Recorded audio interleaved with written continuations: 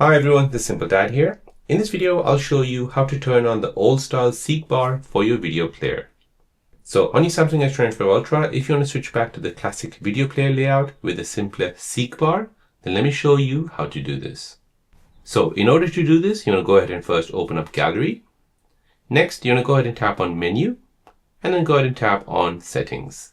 Now you want to go ahead and scroll down and find About Gallery. Here you want to go ahead and tap multiple times on this version number until you see a menu which says Gallery Labs has been enabled. Go back and then you'll get this new menu appear called Gallery Labs. Tap on this.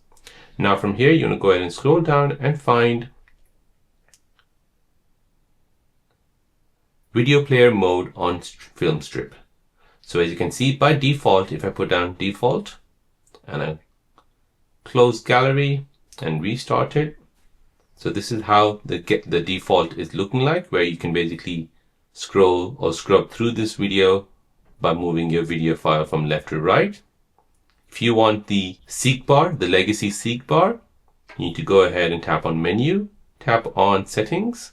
Now you want to go ahead and scroll down and find Gallery Labs. As we have enabled this, scroll down again and find Video Player Mode on Film Strip. And here you want to go ahead and set it to Legacy Video Seek Bar. Go ahead and tap OK. And now go back. Now when you look at your video, you'll see this Legacy Seek Bar where you can basically drag it to any point you like. And you know that movie is finishing as well by looking at the dot.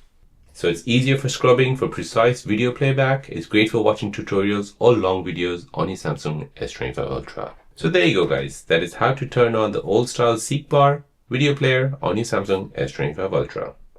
If you're new on the channel and you want to find out more about your iPhone, your Android phone or any other social media apps, then don't forget to subscribe to this channel to become a part of the Simple Dad community. Hit the like button if you find this video useful.